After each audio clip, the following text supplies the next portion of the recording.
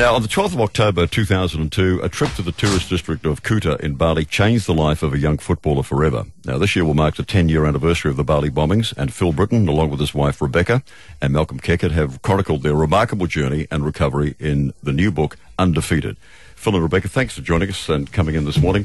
Thank you. Now, we were kind of just joking a little bit, and having a laugh about things. And it's amazing that we can, because I don't think we can even begin to imagine what the hell you went through.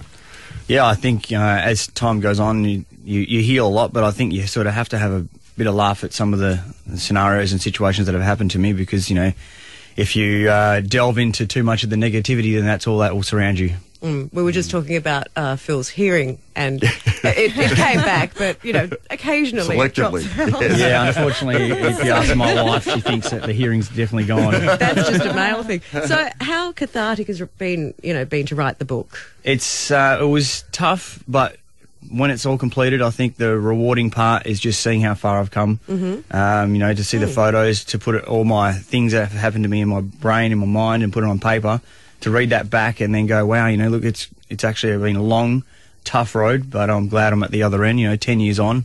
So it's an amazing journey putting it on paper. Yeah. This was your first trip to Bali ever, wasn't it? And you did, what, 6 hours? 6 hours in, first time away from my family, and I was fighting for my life. Saturday night, you didn't even think you might go out that night. You thought it was first night there, we'll have dinner and just go back. And, but of course, Saturday night and exactly, it was inevitable. I mean, so some of the group was sort of thinking, oh, let's just chill out the first night, and but everyone went with the flow. We went out, and the rest is history. Now, like a lot of people who were at the Sari Club that night, you suffered horrible burns, and burns are an injury that just seem to go on and on and on. And when people talk about these things changing their lives, I guess it's because you're in recovery for so long that the plans you had, they have to be reassessed, because life goes on, and especially for football career. Yeah.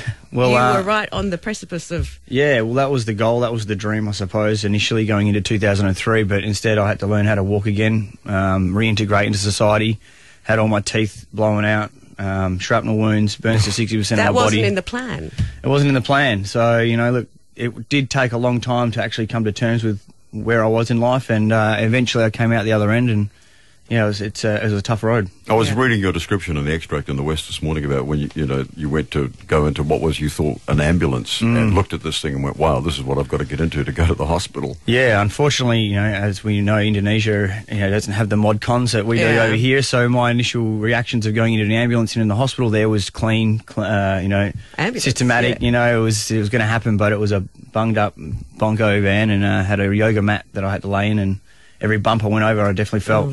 And that's the ambulances that could get to the site, because, of course, the roads aren't exactly... That's right. Now, you haven't heard from her, but Rebecca's here as well this morning. Now, good morning. You two have met since the incident, though, haven't you? You didn't know Phil? No, I didn't know Phil when it happened. I met Phil in 2003. So I met him, I think one of my first memories of him was his first football game back, which was just phenomenal to see. I think he had so many supporters down there, and it was just a fantastic moment for him. Glad to be there for it. That's great. And you're working on something, it was called Bali Beyond? The Beyond Bali project Bali. And the Bali Peace Park. So Beyond Bali is a bit of a spin-off project that's an educational kit that will go with the Bali Peace Park, and it will basically take the message of the Bali Peace Park and the underlying messages of tolerance and other ways to deal with trauma. It will take that and give it in a practical sense of skills to the children that hopefully are the next generation coming through that will have some kind of coping mechanism if this ever happens to them, or to cope with other things that happen in the world. Yeah.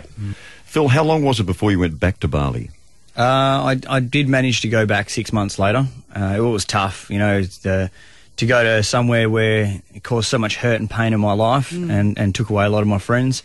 It was almost like facing a demon, I suppose. I didn't know Bali very well, and I didn't know the people, so to go back there and actually meet them on a different term was very healing for me. And, I love the place now. It's definitely close to my heart. And for them too, they're healing for them as well. You definitely know. I remember walking through the shopping centre, and one Balinese person would come up and touch all my burns, and then next thing you know, I'm swamped by 50 of them, and they're like all saying, sorry, I'm sorry, I'm sorry. It's like, it's not your fault. I mean, I was going to ask you about that, the Balinese people and their reaction to this, your feelings on that. Yeah, look, they're very apologetic whenever they see it. They think that they've caused something wrong to, the Western culture, I suppose.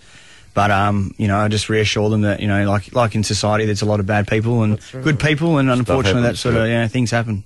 It must be easy to fall into either a depression or a state of sort of just feeling sorry for yourself during, you know, after a period like that. Did you sort of consciously battle that? Yeah, you know, I remember a good couple of years finding the darkest corner of my house and, you know, wishing that I was dead. You know, that was just part and parcel of recovery. But you know, there was some tough times, and you know, as you go along, I suppose the days, the months, the years, that your time does heal. But it makes it a lot easier when you meet someone of your wife, you know, and she helps me along the road, and you know, thank you very much for that. Well, you've got one child and one on the way. No, we've got two. Oh, you've got two, sorry. Little 6-month-old. Oh, right. Oh, forgot about that. Yeah. Yes, I forgot about, yeah. So, do you think one day you will sit down and tell them what happened to you?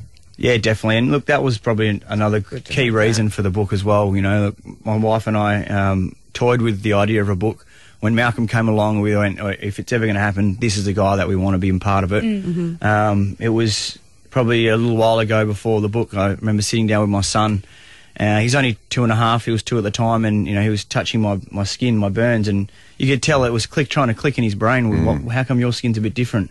So I look forward to being able to share the lessons and stories, and hopefully when he's able to read it and understand, that he can look up to his dad and go, wow, you know, and try and emulate some of the efforts that I went through. Yeah. Well, thanks for sharing your story, and I think it's going to be a pretty popular read, really. It's out in the stores on Wednesday, of course. It's called Undefeated, the story of Bali bombing survivor Phil Britten. Thanks very much for coming in and talking to us today. We really appreciate it. Nice. Thank you very much. And all the best with the projects that you've got going in Bali as well. Thank you very much. Thank you.